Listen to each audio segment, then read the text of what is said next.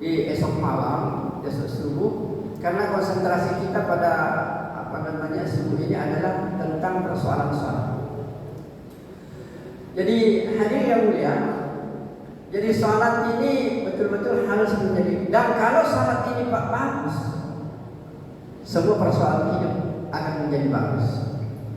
Dan inilah yang menjadi kunci diterimanya semua amal. Jadi kalau sholat ini bagus, semua akan bagus. Dan bahkan dikatakan, biar ada pertanyaan itu yang populer, walaupun hidup 1000 tahun, kalau tidak sholat tidak ada artinya. Mungkin kita masih ingat itu, walaupun hidup 1000 tahun, kalau tak sholat tidak ada gunanya. Maka sholat ini adalah inti kehidupan. Kenapa begitu hebat yang namanya ini sholat sebagai inti kehidupan? Karena sholat ini satu-satunya ibadah di dalam Islam, satu-satunya ibadah yang diwajibkan kepada seluruh para nabi, di mana sholat ini tidak ada makhluk yang bisa kerjakan, sekalipun dipaksa tidak ada yang bisa lakukan, hanya manusia saja yang bisa sholat. Yang itu berdiri, ruku, i'tidal, sujud. Tidak ada makhluk satu pun di dunia ini yang kita lihat yang bisa kerjakan. Tidak pernah kita lihat binatang sholat. Sekalipun binatang itu dipaksa tidak bisa sholat, Pak. Pohon-pohon nggak ada yang sholat, gunung, kemudian matahari, bumi. Inilah yang pernah ditawarkan kepada seluruh makhluk dan tidak ada yang mampu untuk menerimanya. Hanya manusia yang bisa menerimanya. Pernahkah kita baca hadirin yang mulia dalam Al-Quran? Allah Subhanahu wa taala menjelaskan begini, laqad khalaqnal insana fi ahsani taqwim. Aku menciptakan manusia dengan sebaik-baik bentuk. Tolong pernah ingat, bentuk manusia ini tidak ada lagi bentuk makhluk yang lebih hebat dibanding dengan manusia. Sempurna luar biasa. Pernahkah bapak-bapak melihat model kita? Kenapa kira-kira modelnya seperti ini, Pak? Kenapa tidak seperti binatang? Kenapa tidak seperti tumbuh-tumbuhan? Kenapa tidak seperti burung? Kenapa model kita seperti ini? Pasti ada maunya Allah Subhanahu wa taala. Tidak mungkin Allah, apalagi Allah katakan, aku menciptakan manusia dengan sebaik-baik bentuk. Tidak ada lagi bentuk yang lebih hebat dibanding dengan bentuk manusia. Pasti ada hikmahnya, ada maunya Allah. Jadi semua ciptaan Allah ini ada rahasianya. Kadang-kadang kalau di kampus, saya bilang sama adik-adik mahasiswa, nah, kira-kira kenapa itu Allah ciptakan sapi itu kenapa tidak ada sayapnya? Yang ada sayap itu burung. Kenapa kalau sapi tidak ada sayapnya? Saya bilang kalau sapi itu ada sayapnya, Pak, wih bahaya sekali.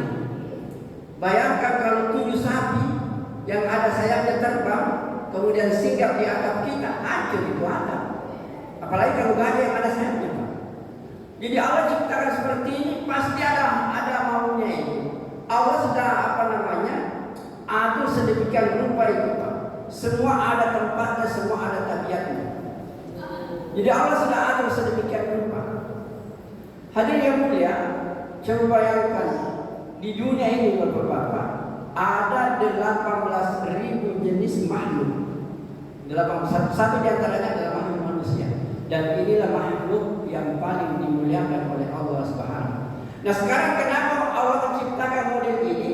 Itu tujuannya, setelah ulama membahas, tujuannya adalah agar manusia mengerjakan suatu perbuatan yang mana perbuatan ini tidak ada yang bisa dikerjakan kecuali manusia. Inilah yang disebut dengan ibadah sholat. Inilah tujuan kita sebenarnya diciptakan, yaitu untuk mendirikan sholat. Karena ini adalah puncak ibadah. Jadi Allah menciptakan manusia untuk beribadah. Ibadah yang paling tinggi nilainya adalah sholat. Maka kalau manusia tidak sholat, manusia itu menyalahi tujuan penciptaan. Maka hadirin yang dimuliakan oleh Allah Subhanahu wa taala, maka sholat ini harus betul-betul menjadi perhatian utama bagi kita.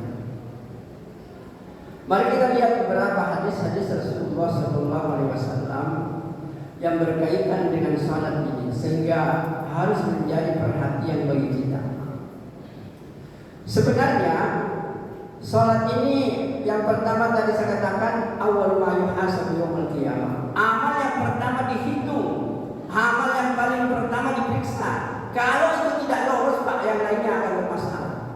Dulu Waktu saya masuk pegawai negeri, itu dulu masih ada namanya kartu kuning, Pak. Kartu kuning itu dari Departemen Tenaga Kerja. Dan itu dikatakan tidak bisa mendaftar kalau tidak ada kartu kuning. Maka ini kartu kuning betul-betul disiapkan sungguh-sungguh.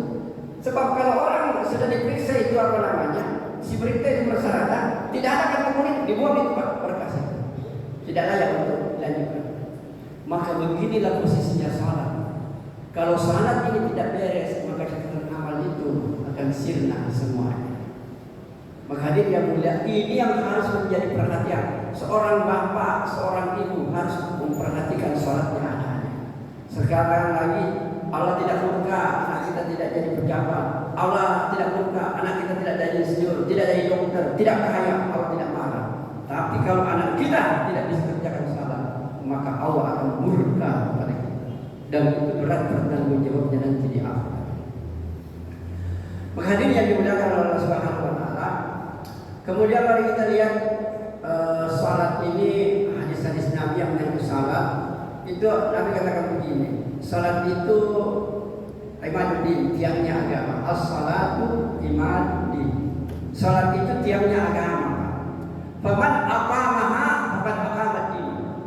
Siapa yang mendirikan salat, orang itu mendirikan agama.